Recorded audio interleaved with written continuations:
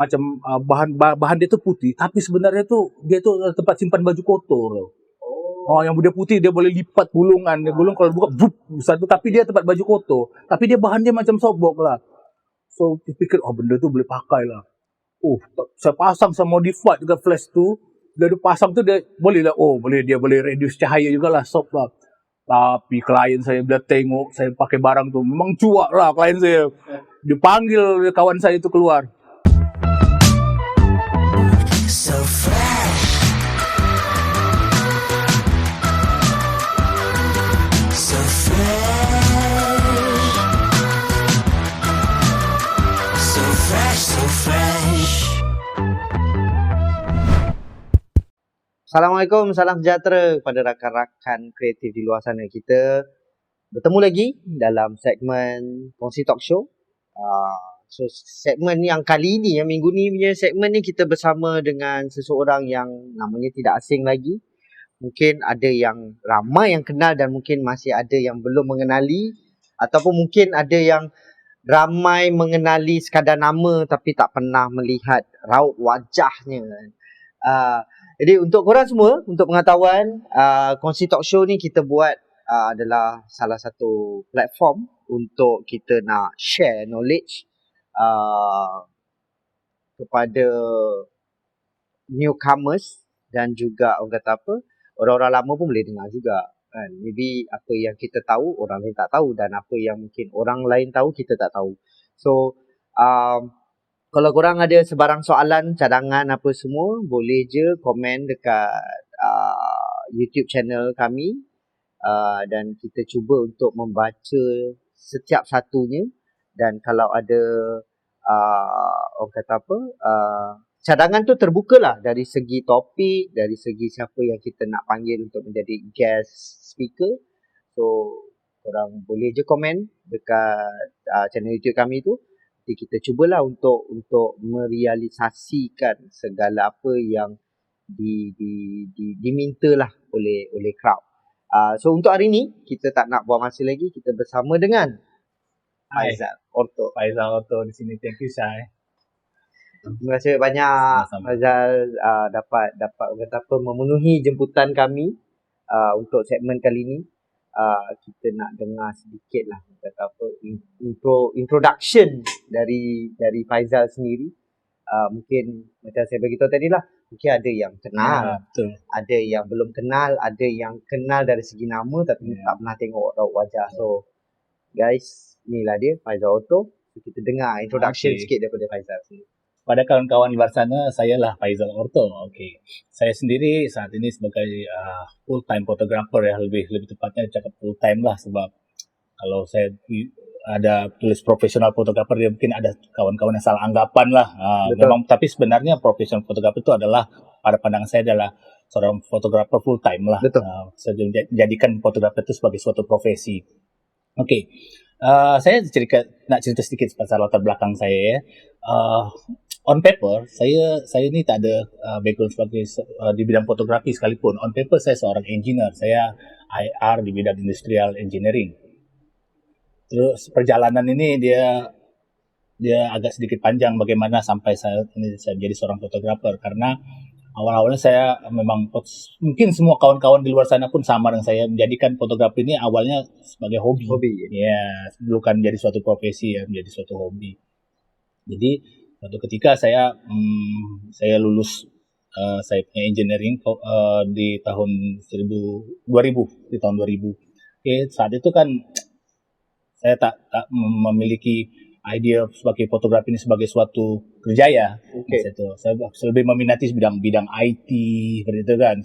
So saya memang pada awal karir saya memang bekerja saya create bisnis tapi di bidang IT, karena saat itu kan begitu populer, glamour lah bidang IT ini kan masa itu kan. Jadi saya cobalah kerja di bidang IT sampai saat 2007 saya pindah ke Malaysia. Saya masih di bidang IT juga, saya menjadi programmer untuk Standard Chartered.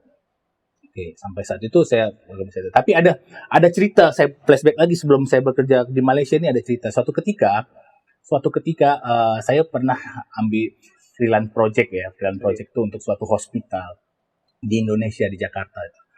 Jadi hospital ini order sistem untuk application untuk berbasis web sebutannya ya, web base ya.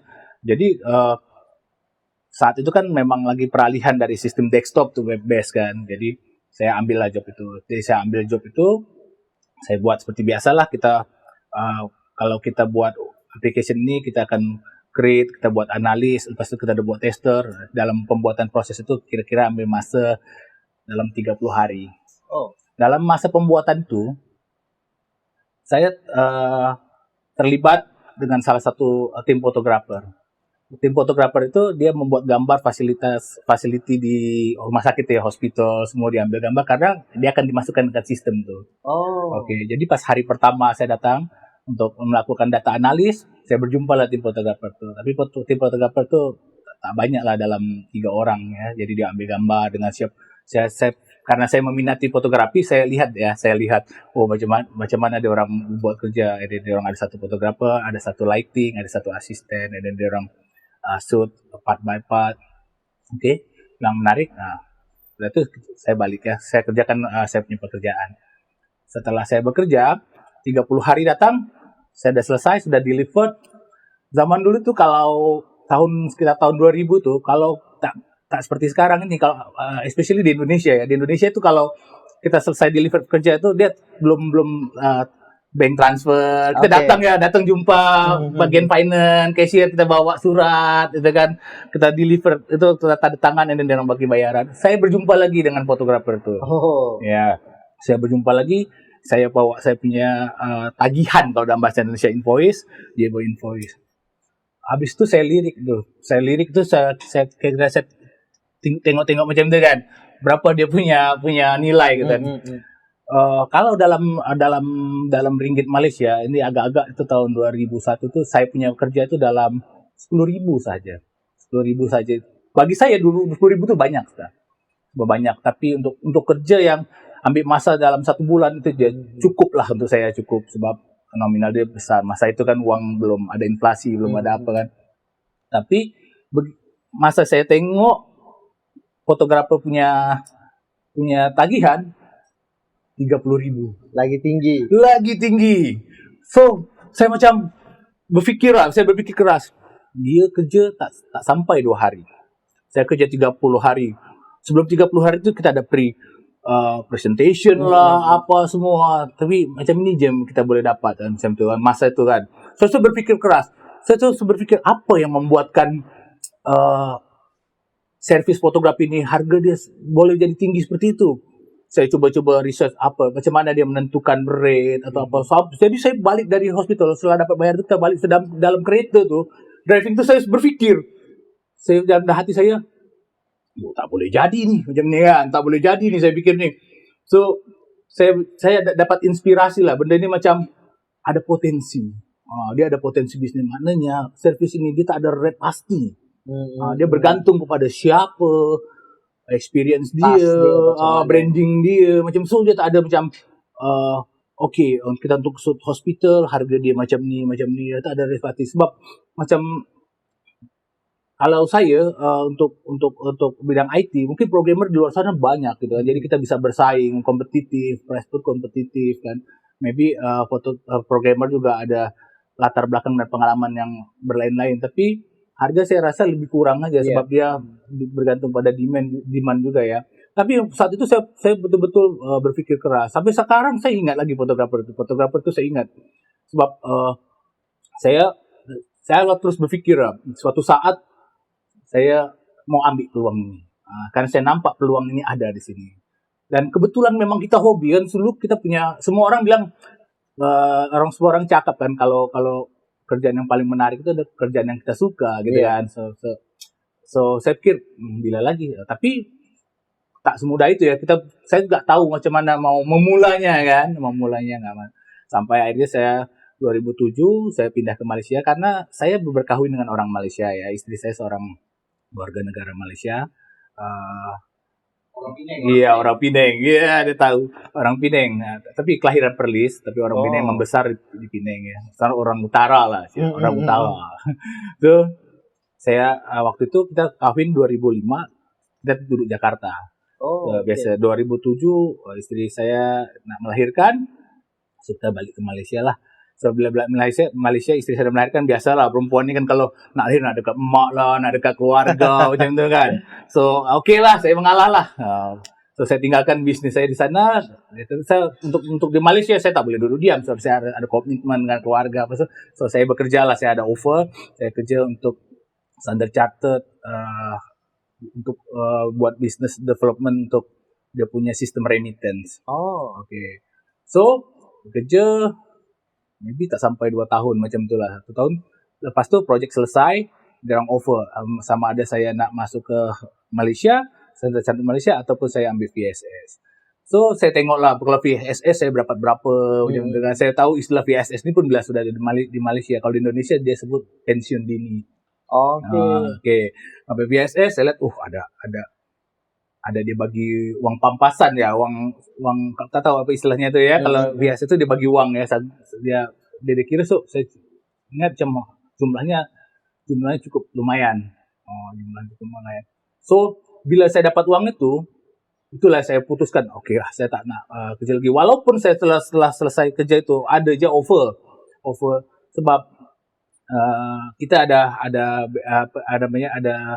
background kan, ada background pendidikan, ada apa, ada je. Tapi saya putuskan macam okeylah, saya nak buat kerja sendirilah. Saya nak jadi fotografer full time, dan situlah bermula saya fotografer full time itu sebenarnya di tahun 2009 lah. Ya, 2009 itu bermulanya saya di fotografer sepenuh masa lah. Dan memang kalau tak ada momen ini mungkin saya pun tak tahu macam mana memula. So mungkin selamanya saya akan kerja dengan company ya.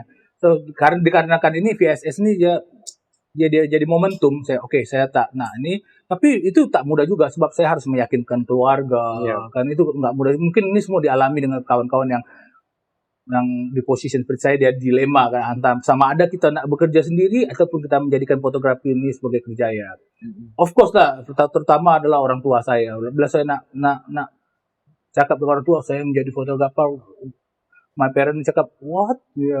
Are you sure? Dia rasa pikir balik lagi nak. Sebab orang tua manapun dia sebenarnya dia nak anaknya itu dia takut anaknya itu macam susah lah, tak stabil lah, itu je. Sebab kita faham lah, tapi bukan nak pandang remeh pekerjaan ini, bukan. Tapi lebih takut dia kena betul ke, sebab kalau kerja dengan company ini dia macam stable lah. Tiap bulan kita buka account, ada gaji masuk, kan stable dia macam tu. So orang tua mana pun saya rasa sama, dia takut anaknya susah. So dia tanya banyak kali tu.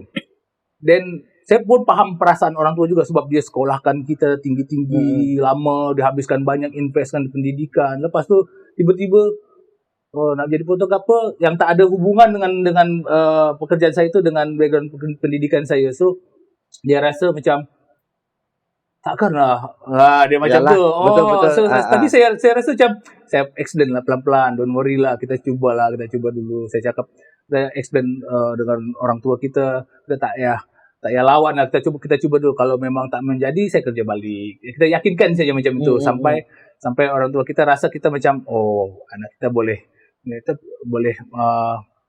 buat sesuatu lah dalam industri ini. So saya bermula lah masa itu.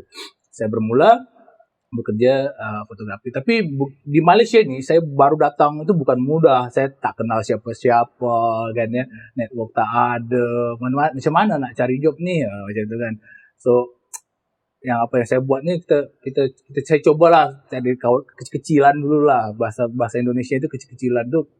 Kita kawan-kawan yang ada tu kita buat job untuk kawan-kawan dulu. Tapi alhamdulillah ramai tahu kawan-kawan saya yang di Malaysia ni memang bantu saya dan bagi peluang untuk saya untuk kerjaya ini. So adalah kawan-kawan macam rekomenkan kita seperti itulah. Tapi ya itu pelan-pelan lah. Kadang-kadang saya ambil juga job wedding macam itulah, job wedding, tapi tak banyak lah sebab saya sadar lah wedding ni bukan kepakaran saya. Tapi kita still fotografi kita tak boleh memilih. Bila Betul. kita sudah suka fotografi ni, dia berbeza masa kita jadi hobi. Bila jadi hobi kita boleh buat apa yang kita suka. Ya, betul. Tapi bila dah jadi kerjaya, fotografi ni kita kena ikut apa yang tengah trend, apa yang klien nak, dan macam tu kan kita kena follow lah. So saya ambil semua, saya sapu semua, saya tak berkira masa tu. Saya yang janji orang nampak saya punya kerjaya, and then orang janji orang boleh nampak saya punya karya, macam itulah.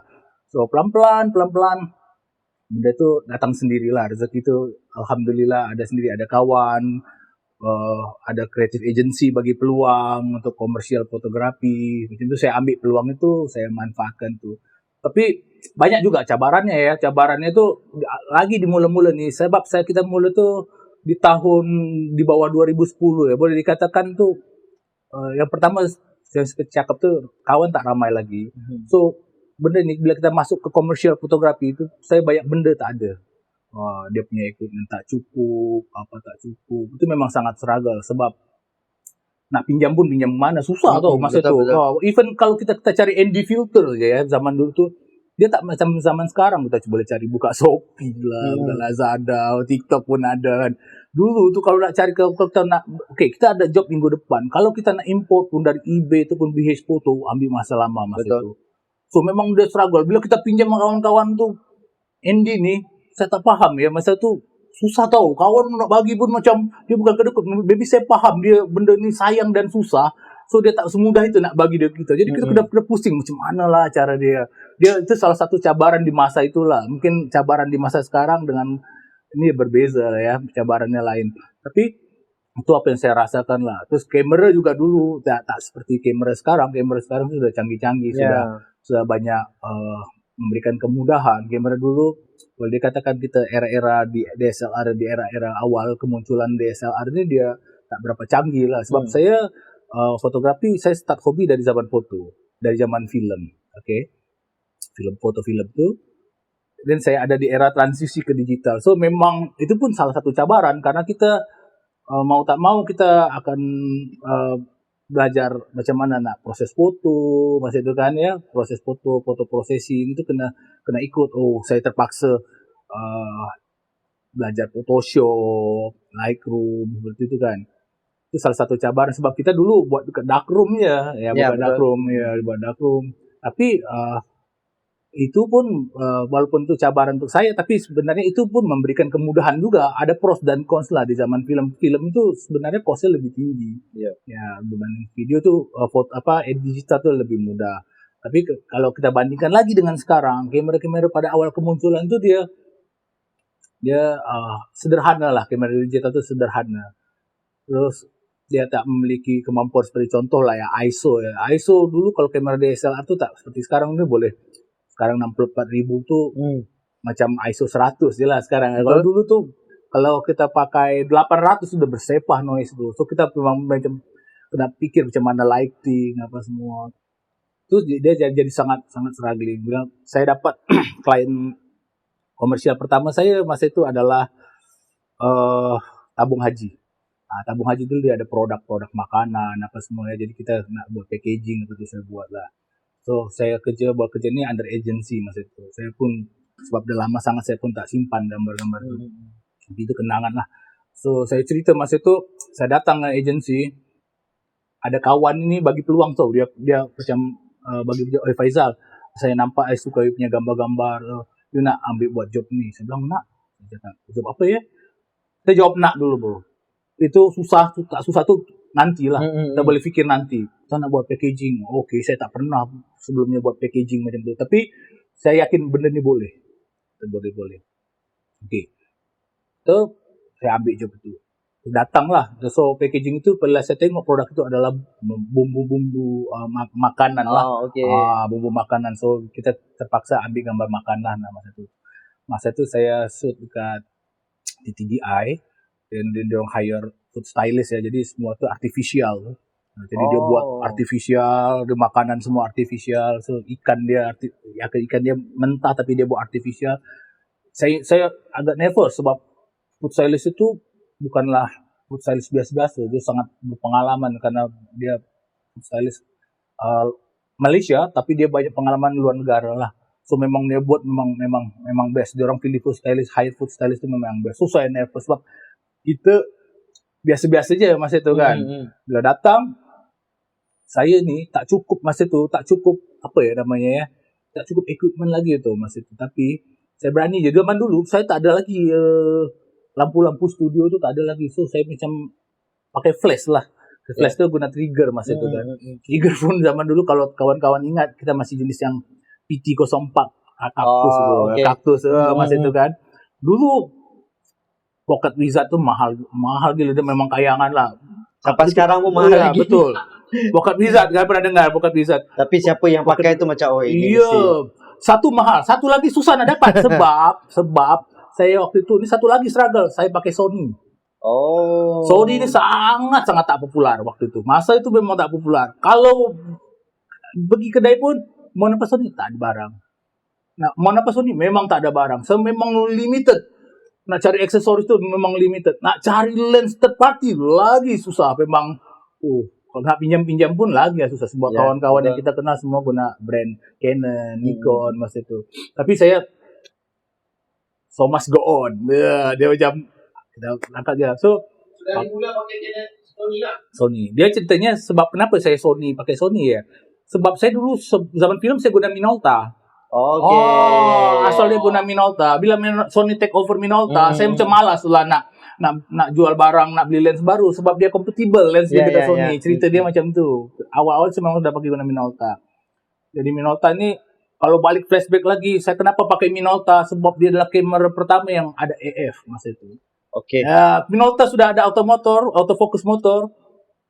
Canon Nikon belum ada masa itu. So itu salah satu yang menarik juga. So zaman dulu tu pakai tahun 90-an pakai kamera yang ada autofocus, sebentar kawan kita masih macam tengok senang ni macam itulah. Dulu apa namanya, Konica Minolta. Betul, Konica Minolta. Asal Minolta and then Konica join merge dengan dia jadi Konica Minolta lah nama dia. So saya ingat kamera autofocus Minolta pertama itu Minolta 7000 nama dia. Bila pakai itu memang fokus, dia ada fokus. Sementara Canon tu dia masih Mon FD, dia masih manual. Saya ingat lagi Canon autofocus tu dah atas 2000 juga lah. Bayangkan je Minolta tu sudah 80 tahun 98 itu sudah autofocus. 90-an tu dah autofocus. Nah, itu tapi Minolta ni sebab dia ada autofocus tu dia mahal lah masa itu. So orang tak berminat lah. So Canon Nikon tu memang lebih popular masa itu. So saya pakai Sony. Sony pertama saya itu masa hobi itu saya masih guna Sony Alpha 100, Alpha 200, Alpha 300 macam itulah. So dia Sony harga mampu milik. Saya ingat betul Alpha 200 tu saya beli di toko kedai kamera di Puchong. Waktu kameranya udah tak ada photocam namanya. So tapi saat saya VS dapat uang tu, itu momen saya beli kamera full frame pertama saya lah. So kita dapat uang cash kan. Dia cash. Kita alang-alang kita nak buat bisnis kan, alang-alang pasah kita mandi terus lah. So kita belilah flash apa semua kan.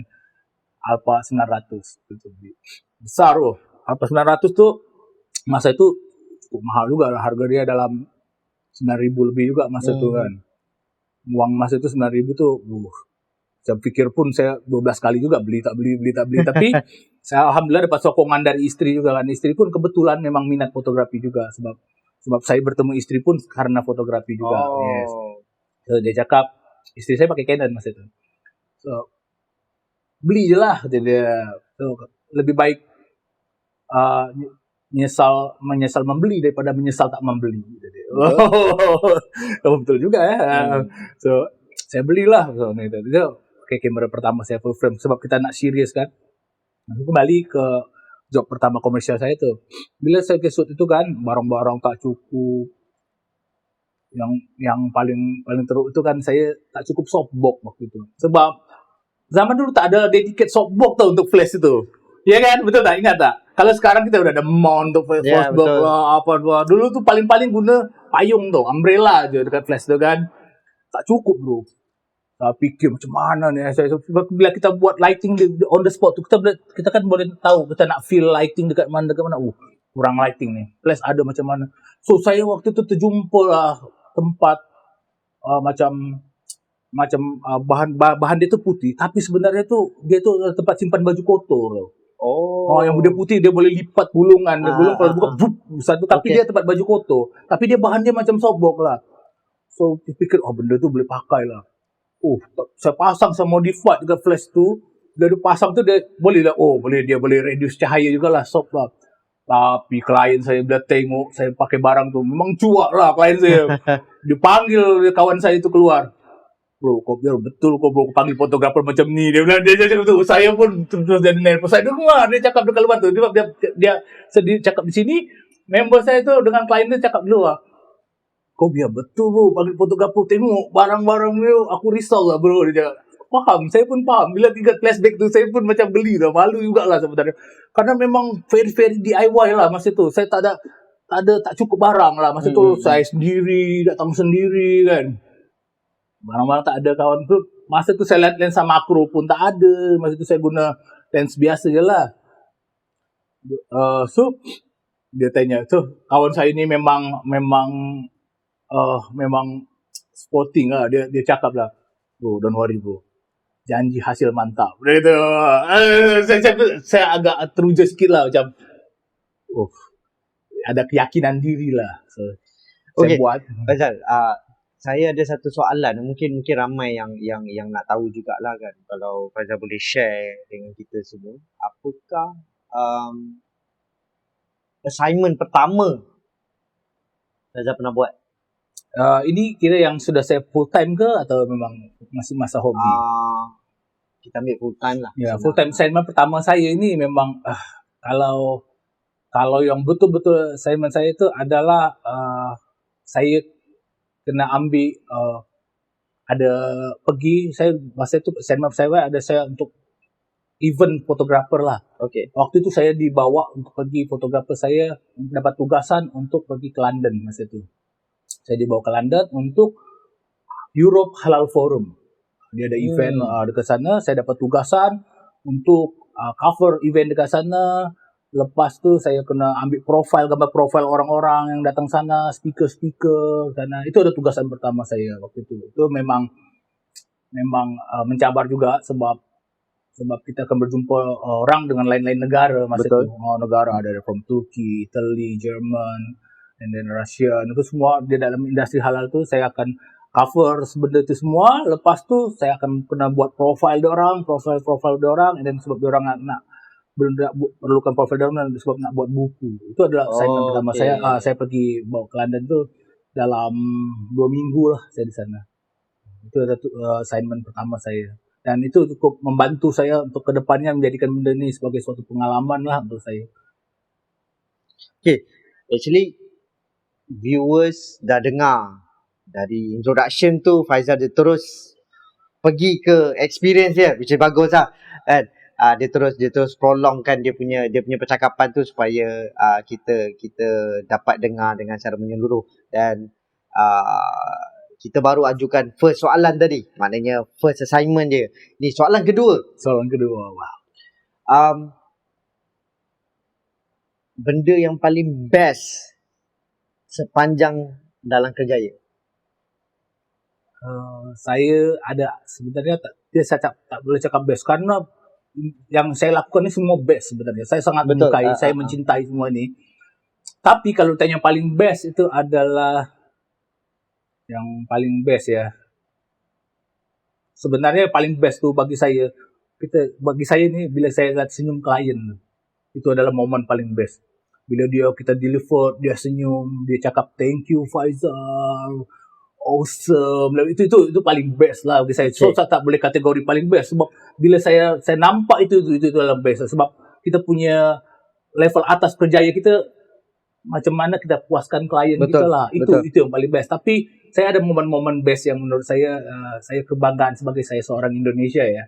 Macam saya pernah shoot untuk profil Perdana Menteri. Saya Perdana Menteri dekat jabatan Perdana Menteri. Saya pernah shoot masa itu Perdana Menteri Najib Razak. Atau Najib Razak. Saya merasa bertuah lah saya boleh shoot untuk jamaah menteri masa itu dia orang baru bentuk kabinet. Saya shoot untuk jamaah menteri, tapi gambar ini print on the spot and then dibagi kepada jamaah menteri tu buat dibagi balik lah gambar tu, gambar mereka kan. Masa itu karena itu saya rasa itu sangat menarik buat saya karena pertama saya bukan orang Malaysia ya, begitu saya sangat bangga dengan ini. Tapi waktu itu saya di hire untuk itu, dan itu tak mudah.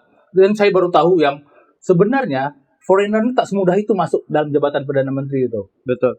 Jabatan Perdana Menteri dia susah. Dia ada rule dia punya security, punya protokol apa semua. So dia tak terjadi lagi yang macam mana fotografer dengan equipment dia yang banyak boleh masuk ke dalam itu. Itu tak pernah jadi. Tapi alhamdulillah dimudahkan.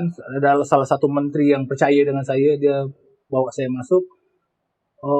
So tugasan itu selesai, ya itu salah satu pengalaman yang mungkin maybe kawan-kawan saya Indonesia yang lain boleh jadi susah untuk dapatkan peluang yang sama dengan saya. Even saya kalau di Indonesia sendiri mungkin saya untuk masuk Istana Negara Indonesia itu peluang yang sangat susah lah. Tapi saya alhamdulillah saya udah merasai macam mana. So itu bagi saya momen yang tak terlupakan. Alright guys, kita dah dengar introduction, kita dah dengar pengalaman, kita dah dengar banyak lah cerita daripada Faizal. Kita nak tengok, kita nak minta Faizal share sikit dia punya work, so supaya viewer dapat tengok lah siapa yang tengah bercakap ni dan hasil-hasil kerjanya. Okay, kita buka laptop ya. Saya pilih gambar random je. So, actually dalam kerjaya saya banyak jenis ya. Saya tak pilih genre karena kita ada produk, ada apa. Tapi saya share salah satu yang saya suka, yaitu adalah suit interior. Saya suka suit interior karena interior ni pada basically saya memang suka orang yang suka travel. Sebab bila saya mengambil job interior ni, saya banyak tugasan yang kita pernah travel kan. Kita travel pergi luar negara, pergi China, Sri Lanka, India, lepas tu pergi Middle East, negara-negara itu. Sebab itu saya minat, salah satunya itulah yang jadikan. So ini adalah gambar interior lah. Ini gambar ni dekat China ni, di Hangzhou. Ini gambar ni sangat menarik. Saya sangat menarik tempat ni. Actually beberapa gambar saya dalam masa dekat sini ada masuk dekat majalah Times actually. Tapi Times China lah masa itu. So susah nak baca tu. Orang pilih gambar ni China. So dia yang menarik tempat ni Hangzhou ni, dia memang bila saya datang ke Hangzhou ni, klien memang ambil saya dekat airport. Dia letak kereta macam tu, dia bagi kunci dengan maps. Jadi macam begitu naik kereta, maps tu akan bawa saya pergi sana. Saya ingat memang unik. Dia pergi tempat location dia pegunungan Hangzhou tu, dia tepi Danau Anji yang saya ingat. Danau Anji tu salah satu tempat location kalau pernah tengok filem China yang The Crouching Hidden Tiger. Kalau tak silap. Ya, dia kasi gitu. Sebab tempat tu memang cantik lah. Sebab tu saya suka ambil job seperti ni kan.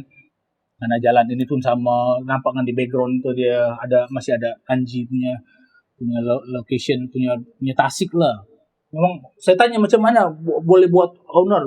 Benda ni fotografi ni tak semata kita memang buat kerja tau. Betul. Interaction dengan klien tu merupakan suatu pengalaman yang menarik. Kita dapat knowledge baru, kita dapat pengalaman baru. Saya berjumpa dengan salah satu direktur hotel ni. Dia kata memang dulu bos kita memang orang kaya. Bos kita orang kaya. Dia naik helikopter, dia jalan. Tanah tu siapa yang punya ya? Dia. Kita bangun resort dekat situ. So dia buat resort mewah. Resort tu sangat mewah bro. Sebab dia buat tengah hutan tu. Ada hutan bambu apa semua kan. So sebab mewah, saking mewahnya tu bro. Dekat lobby hotel pun dia ada dealer Maserati. Maksud memang tempat bercuti-cuti orang mewah. So ini adalah pengalaman yang kalau saya pergi sendiri maybe tak tahu bila bro. Betul. Tapi bila kita buat kerja macam ni, kita dapat peluang untuk merasai gitu. Walaupun kita datang sebagai bekerja. Tapi kalau kita nak datang bercuti, tak bila bro. Harga bilik dia tak boleh kira lah. Kita kalau sengaja kita memang tak pergilah macam tu lah. Dia banyak tempat sama seperti ini kan, masih tempat yang sama. Ni tempat dia sediakan tempat santai-santai baca buku. Nah, ini dia hotel lain lah dekat Indonesia.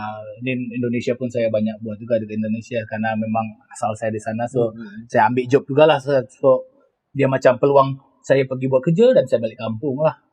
Dia macam tu. Walaupun saya sekarang ni stay base memang di Kuala Lumpur. Tapi kalau saya ambil juga job dari Indonesia. So guys, mungkin tak ramai yang tahu Faizal Auto ni asalnya bukan dari originally from Betul. Malaysia kan.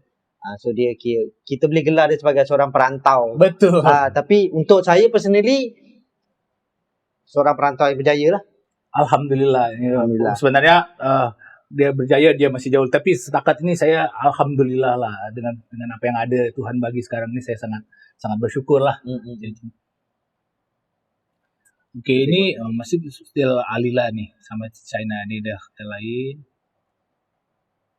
Ini juga ini di Bali, Ubud ya. So kita memang pergi tempat-tempat yang eksotik. Ya, itu salah satu kenapa saya suka dengan foto interior, karena foto interior ini membuat kita pergi jauh. Ya, pergi jauh. Sudah kalau misalnya kita ambil genre lain, memang dia dalam studio kan, produk, kita habiskan masa studio. Dia macam bukan tak okey, dia okey. Memang kalau passion kita dekat studio, dia benda ni jadi menarik, jadi menarik. Tapi saya lebih suka sebenarnya dapat assignment kalau kita pergi keluar. So jadi saya banyak ambil job-job interior lah. Seperti itu. So sambil interior ni, kalau kita katakanlah kita dah selesai shoot, kita still boleh layan hobi lagi tau bro. Saya hobi shoot landscape bro. So kalau bila kita travel interior, kita kerja dah habis, masanya kita untuk layan hobi. Itu salah satu sebab benda ni sangat menarik buat saya ya. Jadi kalau macam sekarang ni kan, contohlah saya Isnin sampai Jumaat kita dah pegang kamera hari-hari dalam studio. Itu benda tu sangat jadi boring. Sangat membosankan. Dia sampai bosan tu sampai dalam tahap Sabtu Ahad tu saya dah tak nak tengok kamera lah.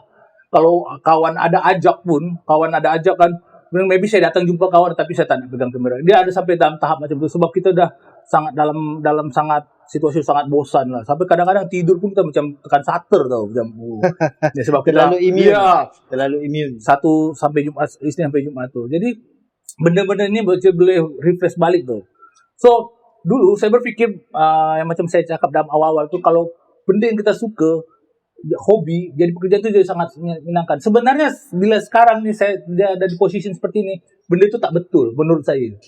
Betul tak betul. So bila hobi dengan kerjaan ni dia suatu hal yang berbeza, 360 dia beza dia. Betul. Dia 360. Jadi kepada kawan-kawan di luar tu, saya kalau nak jadikan hobi di pekerjaan tu, baik fikir-fikir lagi lah. Sebab bagi saya sebenarnya hobi biarlah jadi hobi. Sebenarnya hobi jadi hobi. Unless kalau kita nak memang nak jadi kerjaya, memang kita total. Memang total, tak boleh jadikan benda ni macam kita treat sebagai hobi. Jadi kita treat jadi as profesional. So macam saya pergi ke seperti ini, saya sempatkanlah saya shoot landscape. Ini adalah cara saya untuk menghilangkan bosan lah. Saya pergi melayan landscape lah, cari sunset, sunrise, Milky Way. Bila travel di sela-sela kerja itu saya boleh sempatkan travel. Ini adalah satu gambar di Patalung lah, tempat ini Patalung Thailand ya, Thailand Selatan. Itu tempat ini tengah Tasik yang paling famous lah di Patalung. Rumah ini ikonik lah sebenarnya. Tapi saya turun tengah malam tuh, sebab saya nak dapatkan objek ini dari low angle. Ini sebenarnya saya tak rekomen sebab sungai itu memang satu pinggang lah. Lepas tu saya turun situ, saya nampak ular besar lalu depan saya. Kalau saya ada apa-apa terjadi, memang tak ada orang boleh tolong lah. Maksudnya cuma alhamdulillah aja selamat lah tempat ini. Memang tak payah tiru lah benda ni. Baik kita cari tempat yang safe, yang paling selamat lah. Saya ini berdua dengan kawan saya, memang ular tu melintas depan kami. Bilang, diam bro, ular besar. Memang seram lah. Ini memang sebab dia ekosistem dia kan. Okay, ini setelah kerja di Bali, saya ini sunrise lah. Bagi saya landscape ini dia macam tingkatan tertinggi dari genre fotografi ni ya. Kenapa saya dengan hormat dengan genre fotografi saya menempatkan landscape ini di tempat tertinggi, karena kita tak boleh bergantung dengan skill tu, sebab benda ni ada faktor cuaca, weather apa semua kan. Walaupun kita ada skill gear mantap tu, kita tak jadi apa yang kita dapat hanya kekecewaan. Ya, dia macam sesuatu yang indah, tapi boleh dapat indah, tapi boleh juga kita dapat kekecewaan. Bila dah datang, matahari tak keluar, langit tak cantik, itu memang ikut nasib lah. Dia memang benda ni memang bagi saya ada posisi tertinggi. So saya untuk menghilangkan bosan tu, saya still lain-lain benda ni. Ini salah satu waterfall dekat Satun, Thailand. Kita waterfall lah, kita santai-santai setelah bekerja, kita boleh pergi cari apa yang menarik di kawasan itu, kita boleh explore. Benda ni boleh menghilangkan bosan. Ini juga dekat Bali. Uluwatu. Ya, dekat Bali. Betul, ni dekat Sanur lagi. Ini kita sempatkan shoot Gadis Bali lah. Yang kita shoot Gadis Bali. So kita mungkin lihat benda ni ya, macam inilah culture dia orang. Kalau pagi-pagi dia orang bawa pergi ni untuk buat ritual kan, dia orang pergi temple buat ritual. Ni menarik Bali. Dan ini orang warga Bali, dia punya culture lah. Dia orang mungkin benda ni lebih ke culture lah. Dia orang tak buat benda ni semua hari-hari ya, dia macam ni. Dia sabung ayam di sana sebutannya kan. Ya, 2 ayam. Lepas ni dia pemandangan Bali juga ni. Ini dari atas bukit lah, pergi ke Kintamani. Oh, Kintamani. So, tak lupa Malaysia pun still menarik. Benda Malaysia pun kita pergi, kita explore. Ada tempat-tempat yang mungkin ni dah popular lah kat Malaysia. River of Life ya. Nama River dia of Life. Ni di kawasan Masjid Jamek di Malaysia. Ini menarik. Dan ini Malaysia juga. Ini saya menarik, saya pergi saya dapat assignment dari Sony untuk workshop Sony lah. So saya ikut salah satu event Sony, join event Sony untuk pergi ke orang asli suku Mahmeri nama dia di Pulau Keri ya. So saya capture gambar-gambar aktiviti dekat sana. Ini suku Mahmeri. Suku Mahmeri ya. Malaysia pun sangat indah ya, Malaysia. Saya alhamdulillah Malaysia saya sudah pusing satu Malaysia. Itu juga salah satu yang saya syukuri sebab tak mungkin tak ramai orang Indonesia sudah pergi semua negeri. Saya bukan semua negeri, saya pergi semua daerah dah. Saya pernah dapat job dari Astro di tahun 2019 untuk buat travelog. Travelog satu Malaysia. So saya syukuri sebab itu peluang saya untuk pergi ke semua dan mengenali budaya dan culture Malaysia, dan kenal dengan orang-orang tempatan. Itu saya sangat syukuri karena peluang tu maybe tak dapat lagi kan, dapat 2 kali. So memang peluang tu saya ambil lah. Saya 3 bulan untuk keliling satu pusing Malaysia itu naik motor. Best. Memang best. Ini adalah Mekah. Ya, ada posisi ini kebetulan di depan hotel saya. Bila saya hotel saya, depan saya view dia menarik, so saya capture lah. Ini gambar depan hotel. Ini adalah di Qatar. Ini kampung saya. Kalau bila saya balik ke Indonesia, saya sebutkan mampir kampung saya. Tuh kampung saya biasa-biasa aja lah, tapi biasa-biasa tuh kalau macam mana di mata fotografer tuh jadi luar biasa lah. So pokok 2 biji macam ni, saya fikir macam mana untuk menjadikan suatu benda ni menjadi eksotik, jadi tanpa epic gitu ya. So saya shoot ya, tunggu saya langit pun agak dramatik ya. Ya. Padahal dia pokok je lah, tak ada pemandangan apa, tapi kita di mata seorang fotografer kita harus crafting moment ya. Betul. Crafting moment. Juga sama di Qatar, saya nampak ada orang pagi-pagi tengah pancing ikan. Qatar malam hari. Ini dia punya bandaraya Qatar meriah. Yang macam saya ada beberapa tempat yang pernah tengok macam ni juga. Singapura pun boleh ada nampak juga macam ni. Singapura, Hong Kong, sebab dia bandar tepi pantai ya. Dia boleh berapa seperti ini.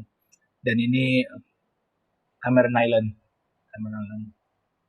Sunrise Cameron Island. Ini salah satu tempat favorit saya kalau bercuti. Filter tak? Pakai filter. Filter. Okay, kita dah tengok sedikit snippet lah gambar-gambar daripada Faizal sendiri. Kita nak tahu setiap kita boleh panggil artis lah kan, artis ataupun kreatif artis ni, kita mesti ada ideologi kita sendiri, apa yang drive kita untuk kita teruskan ni, dan apa yang kita buat untuk untuk mengekalkan kita punya quality ataupun mindset kita tu. So mungkin Faizal boleh share dengan viewer apakah ideologi Faizal tu sendiri. Okay. Untuk saya tak ada spesifik ideologi ya. Tapi saya ada prinsip saya sendiri. Dia macam Yang pertama adalah bila kerja itu kena ikhlas. Itu yang pertama. Sebab dia kalau tak ikhlas, susah kita nak untuk mendapatkan hasil yang Betul. yang maybe klien nak ataupun Hmm. kita level ni. Sebab benda ni adalah basic bro. Benda ni ikhlas. Sebab contohnya macam ni. Saya selalu dengar yang macam, alah job macam ni je pun, tak payahlah nak buat-buat. Itu bagi saya tak setuju bro. Betul. So kalau macam saya simple, job tu murah, mahal, tak mahal, murah, buat kalau pertama Quality mesti pastikan kita ikhlas and then kita buat total. Totality tu memang kita memang fokus dengan benda tu, kita buat dengan maksimum lah. So saya memang cukup pantang lah dengar yang cerita macam alah kita buat macam nak tak nak tau. Tapi Biasa-biasa je. biasa je. Biasa-biasa je. Saya selalu cakap kalau memang tak nak, jangan buat lah dari awal. Memang you rasa dari awal memang macam tak berbaloi lah benda tu. Since benda tu dah kau terima, kau kena ikhlaskan hati tu. Walaupun benda tu murah, kau kena ikhlaskan benda tu. Itu bagi saya itu ideologi yang pertama lah. Ikhlas tu memang ada. Lepas tu, bila kita dah ikhlas tu, kita memang benda tu percaya dengan saya. Memang saya kadang-kadang kita bisnes macam ada kalau kita jumpa dengan kawan-kawan macam, Faizal, kau tak boleh buat benda ni, rugi tau. Kita memang tapi pada pandangan saya bisnes memang tak selalu untung bro. Betul. Memang pada pandangan saya bisnes selalu. Kadang-kadang kita rugi di sini, kita untung di sini bro. So kadang-kadang sebenarnya tak rugi pun kita, tapi rugi masa. Tapi orang akan sekira macam kau equipment mahal-mahal apa-apa. Tapi bagi saya itu yang job yang kecil ni kadang-kadang jadi investment sebenarnya. Benar. Sebab kadang-kadang dari klien yang kecil itu dia akan datangkan yang besar. Seperti itulah. Itu so saya tak ada ideologi spesifik, tapi dalam bekerja ini saya selalu tekankan diri saya supaya kita ikhlas. Itu yang pertama. Ikhlas. Dan kedua baru kita coba hasilkan kejayaan yang terbaik, hasil yang terbaik. Kita bila hasil itu terbaik dengan sendirinya aja job datang. Jadi kita sampai ada di level yang macam ni, orang cari kita bukan nak murah tau. Bila orang cari kita tu sampai sebab dia nak kita yang suit. Betul. Dia macam kalau kadang saya sudah ada macam yang klien datang, okay nanti pasal suit tu saya hantar. Oh dia no. Kita datang ke Faizal. Saya pernah ada klien macam ni bro. Dia call. Saya cakap tarikh ini saya tak boleh. Saya hantar saya punya tim ya, dia bilang. Kalau dia cakap klien saya dia cakap tu, dia bunyi dia macam ketus tu. So dia cakap kalau you hantar orang lain, saya boleh cari sendiri. Betul. Saya nak you bilang. Saya call awak kata dia, saya nak awak. Kalau awak nak bagi orang lain, saya boleh cari sendiri. Okey, dari situ saya belajar tu. Okey. Kita jangan pernah meremehkan klien. Kita harus menghargai berapapun klien budget, klien berapa kita duduk, kita dengar dulu. Jangan diremehkan karena kadang-kadang yang kecil tu, saya banyak pengalaman yang kalau flashback dulu awal-awal saya mula ke bisnis ni, datang balik itu dia dengan projek baru yang lebih baik, lebih besar, dia boleh menghargai kita tahu. Sebab masa kita buat dulu dia akan ingat, dia akan kenang sampai bila-bila. Saya dulu buat Faizal. Suatu hari dia pun sudah dalam industri lain kan. Dia turnover dia cepat je di Malaysia ni. Dia kadang-kadang dia ada pindah company. Dia ingat kita, dia datang Faizal. Ingat tak dulu kita pernah mestilah ingat kan. Kita dulu 10 tahun lepas pernah buat projek ini tahu ni. Tapi dulu itulah bajet tak berapa ada. Okey je bro. Tapi sekarang ni agak selesa bro. Macam dia macam tu lah. Dia benda tu based on my experience, dia macam sebab kita ikhlas tu, insya-Allah benda tu akan berterusan. Dipermudahkan. Tu kan korang dah dengar tadi kan. Saya ambil sikit orang kata apa ayat yang Faizal keluarkan tadi tu, di mana dalam kita menjadi sebagai seorang jurugambar ni, tugas kita adalah bukan sekadar ambil gambar. Tugas kita adalah PR. Pasal apa? Based on saya punya experience sendiri, saya berdepan dengan new generation yang terlalu kaku.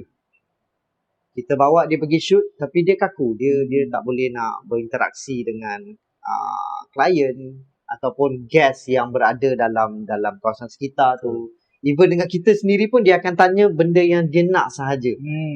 So bagi saya rasa benda tu macam itu adalah soft skill yang setiap fotografer perlu ada, betul tak? Betul. PR tu penting. Pasal saya ada seorang guru yang dia punya PR ni sangat ramah. kita baru salam dengan dia lepas 5 minit, dia dah bahan kita secukup-cukupnya. Dia sangat ramah lah. Tapi saya banyak juga belajar dengan dia pasal dia kata macam kadang-kadang gambar kita tu biasa je, tapi cara kita selesakan klien kita tu yang membuatkan klien kita rasa macam sebenarnya gambar ni okey. Kan? Saya setuju. Kita nak tanya Faizal sendiri kan. Kita dah tengok gambar, kita dah dengar pengalaman, kita dah dengar benda-benda yang best, pergi travel sana sini, travel sana sini dengan buat job tapi dah macam sama dapat melangsaikan nafsu hobi tu kan. Betul. So kita nak tahu apa Faizal punya dreams, hope dalam kerjaya sampai mana tu? Okey, ini soalan yang berat lah untuk saya sebab dream kita, nama pun dream, dia susah nak ceritakan lah sebab mimpi tu kadang-kadang kita ada dalam kepala kita juga kalau nak ceritakan macam mana. Tapi saya ada cita-cita macam saya nak membesarkan saya punya bisnes usaha lagi. So saya memang sudah cakap dengan isteri saya, kita nak buat sendiri dengan tujuan apa tahu, macam kita nak mencari rezeki sebab rezeki ini boleh dibagi. Itu yang pertama. Rezeki ini boleh dibagi. Saya nak luaskan bisnes saya lagi dengan tujuan macam saya tak nak macam kalau ada kalau kita ada kelebihan rezeki, mudah kita untuk bantu orang. Itu yang pertama. So sekarang ini saya bisnis sudah ada dekat Malaysia dengan dekat Indonesia juga.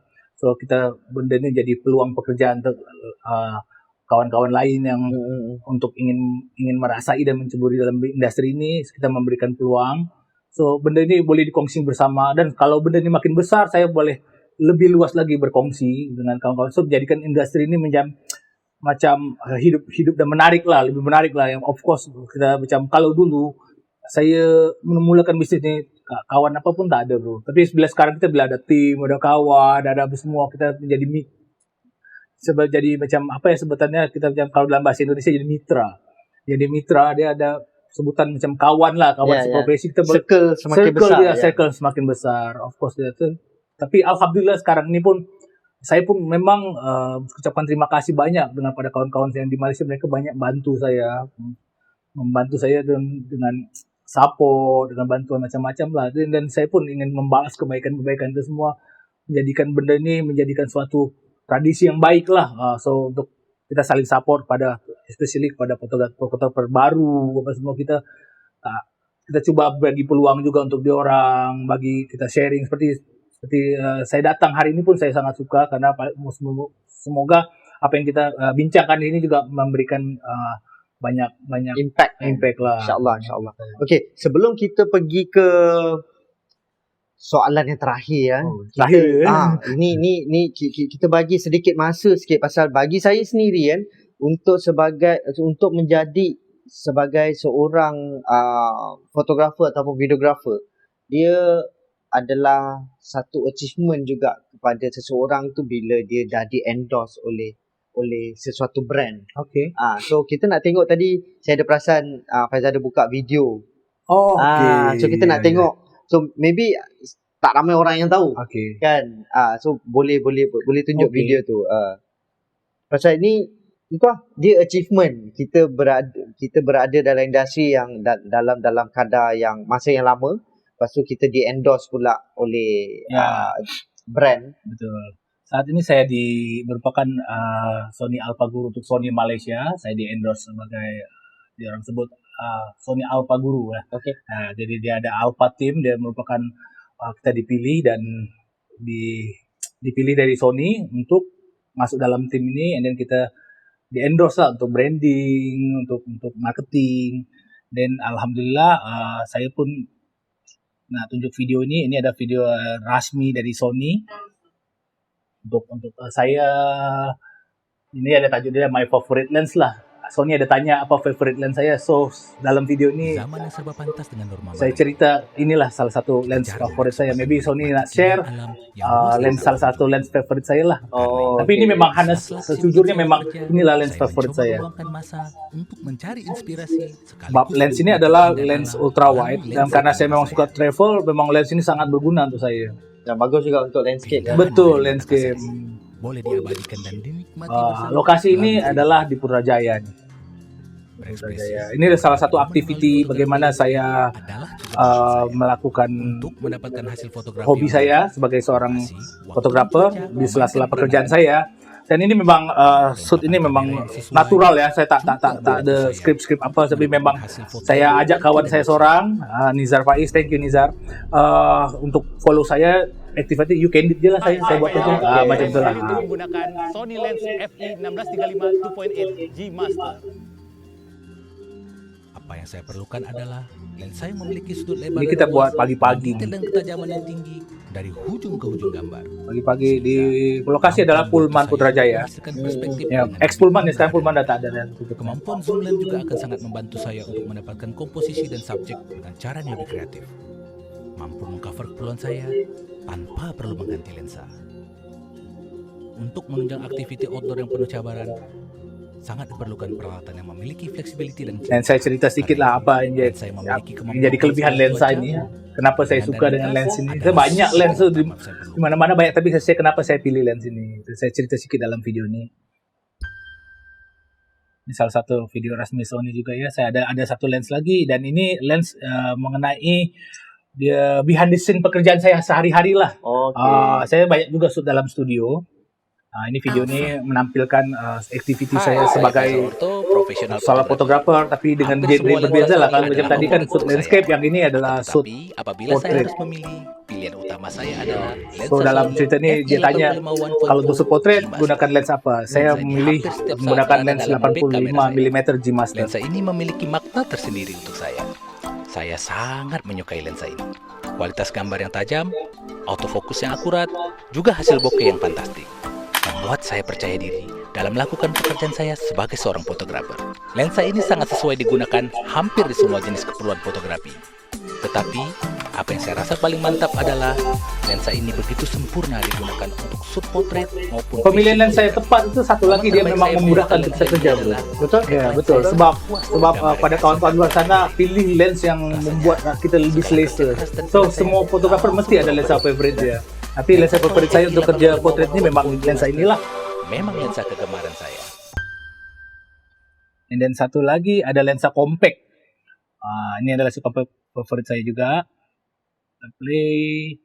Ini compact sebab dia sekarang ini kan dia tak macam dulu ya, lensa ada size besar-besar. Sekarang ini saya memilih lens compact ini untuk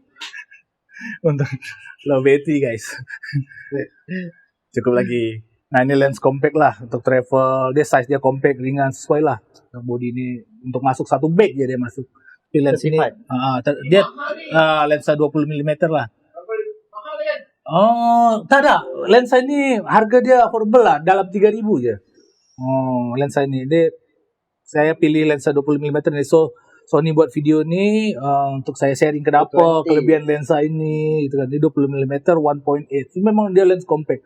Lens ini memang didesain untuk hybrid tuh. So dia memang sesuai untuk fotografi, untuk videografi. So kalau kita ada buat vlog apa semua, memang lens tu memiliki gambar yang cantik. Dan semua video ini pun menggunakan lensa 20mm tu lah. Saya cerita sedikit macam mana tips untuk ambil landscape menggunakan lensa ini. So gambar-gambar tu memang apa yang ada gambar di video ini memang gambar yang dihasilkan oleh lensa itulah. So lensa ini memang saat ini memang favorite saya juga sebab dia ringan. So, kalau kita bawa bag tak payah berat-berat. Satu body, satu lens ini saya dah boleh cover macam-macam shoot landscape lah. 635 tadi dia okey, tapi dia jadi berat. Of course lah, fixed lens dengan zoom lens dia memberikan perbezaan. Zoom lens dia lebih fleksibel.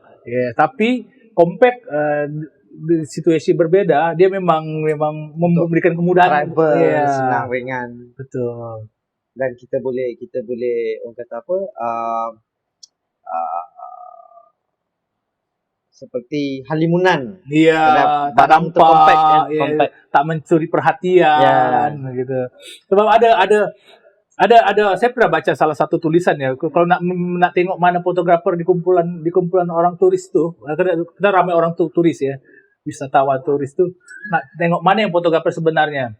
Kalau ramai pun tengok fotografer yang tak nampak, yang menyembunyikan kamera dia, itu yang fotografer sebenarnya. Yang lainnya turis. Ya, dia maybe saya setuju, maybe ada yang tak setuju, tapi saya setuju. So, kita fotografer dia memang dia coba untuk tak berapa Benar. inilah ya, dia tak menarik perhatian lah, tapi tahu-tahu ada gambar macam tu lah. Kira-kira macam tu. Okay guys, kita nak ajukan soalan terakhir kita untuk segmen kali ni. Kita nak minta sikit lah Faizal, mungkin ada nasihat kepada newcomers ataupun pada rakan-rakan kat luar sana yang nak mencuburi bidang yang kita buat sekarang ni. Okey. Saya tak banyak nasihat sebab mungkin dia situasinya berbeza tau dengan sebab beberapa kawan-kawan yang masuk mencuburi bidang ni mereka sudah ada background dalam fotografi sebab sekarang universiti pun sudah banyak menghasilkan graduan-graduan di bidang fotografi. So dia cabaran dia sebetulnya agak berbeza. Maybe dia orang dia era dia sudah berbeza, tapi apapun yang saya cuba boleh share dengan kawan-kawan yang baru mencoba ini memang bila dah masuk dalam industri ini dia memang saya cakap tadi kalau kita dah basah baik mandi sekali, jangan separuh-separuh lah, jangan separuh, dan mencoba jadi spesial lah. Bagi saya jadi spesial, jangan jadi biasa-biasa je. Sebab orang tak nak hire yang biasa-biasa tau. Sebab kalau orang nak hire biasa-biasa dia cuma ada satu je masalah dia sebab dia masalah budget je. Sebab itu dia hire yang biasa-biasa. Tak ada pilihan. Betul. Cuba untuk jadi spesial, untuk jadi baik, jadi berbeza lah. Jadi boleh dari kualiti, pengalaman, lepas tu komunikasi betul yang seperti Bu cakap tu, saya setuju. Kadang-kadang gambar yang bisa kita dapat assignment, semua fotografer dia boleh buat. Betul. Tapi kenapa dia pilih si A atau B macam tu? Kadang-kadang klien rasa selesa. Betul. Itu jangan dilupakan. Itu penting juga sebab di antara persaingannya yang situasi yang kompetitif ini kan, dia macam kalau bagilah assignment macam mana pun ramai je boleh buat sebenarnya. Itu betul. Terus lepas tu, tapi kenapa dia terpilih? Dia ada sebab. Maybe komunikasi, maybe dia memang menarik, maybe dia banyak faktor tau. Terus lepas tu equipment. Dan coba pelan-pelan ya bro. Kalau ini jangan kedekut tau investment dengan klien, sebab barang-barang ni dulu saya pun ada di masa yang dulu nak invest barang tak ada, tapi sekarang ni barang ada semua. Terlalu banyak. Terlalu banyak. Jadi you jangan kawan-kawan di sana yang di luar sana itu jangan takut untuk investment, sebab benda ni penting. Sebab you saya tak nak macam klien datang, you boleh buat saya tak ada barang bang, saya tak ada barang. Jangan bro, usahakan you ni full resources ni memang ada semua. So dia macam okey, kita nak buat macam ni, alamak saya yang ini tak boleh bang, saya tak ada ini, tak ada ini, tak ada. Itu tak payah cerita lah dengan klien lah. You cari akal. Macam mana pinjam sana sini, tak ada pinjam, tak boleh sewa. Pun dah ada. Iya, betul. Sewa pun dah benda ada. ni jangan nampak. Lepas tu yang kedua adalah kurangkan polemik lah dengan macam dekat sosial media tu kita bagi aura positif je lah. Tak payah macam drama-drama lah, apalah. Kalau klien tak nak dengar benda-benda ni semua. Sebab kadang-kadang klien ni sekarang pandai tau. Dia tengok fotografer, dia stalker dia punya, stalking dia punya sosial media. Tapi dia tengok macam you punya kehidupan macam banyak drama lah. Macam itu kurangkan lah. Macam kita ni lebih positif je lah. Boleh sharing-sharing kerja, itu tak ada masalah lah. Tapi kurangkan benda-benda ini, fokus kepada kerjaya. Itu je lah nasihat yang boleh saya share. Sebab kita punya berbeza kan, background kita berbeza, tapi bagi saya ini berlaku untuk semua profesi lah. Benda ni profesi apapun dia sama, fokus pada kerjaya, coba menjadi yang terbaik walaupun dia tak paling baik, tapi kita ada di antara yang terbaik. Itu je. So guys, dengar tu, untuk segmen kali ni kita nak concludekan satu, orang kata apa, phrase of the day lah, PR paling penting sekali. Maknanya bukan sekadar PR kita nak menjual produk. Betul. PR untuk bagi klien kita selesa dengan kita, supaya even kita punya gambar taklah terlalu wow, tapi disebabkan keselesaan tu kita dipanggil berkali-kali. Betul. So ingat PR kena ada knowledge. Dalam PR tu bukan belajar dengan YouTube kenalah berjumpa orang dan tanya orang tentang pengalaman orang-orang lain macam mana. Dan dari situ juga sebenarnya kita dapat build up kita punya PR tu, dari segi cara kita tanya kepada orang tu macam mana dia marketkan diri dia. So itulah dia phrase of the day untuk segmen kali ni. Dan kita nak ucapkan banyak-banyak terima kasih kepada Faizal Otto. Sama-sama saya, kerana dapat meluangkan masa untuk segmen kali ni kan. InsyaAllah kita akan berjumpa lagi di segmen akan datang dalam Kongsi Talk Show. Assalamualaikum. So fresh.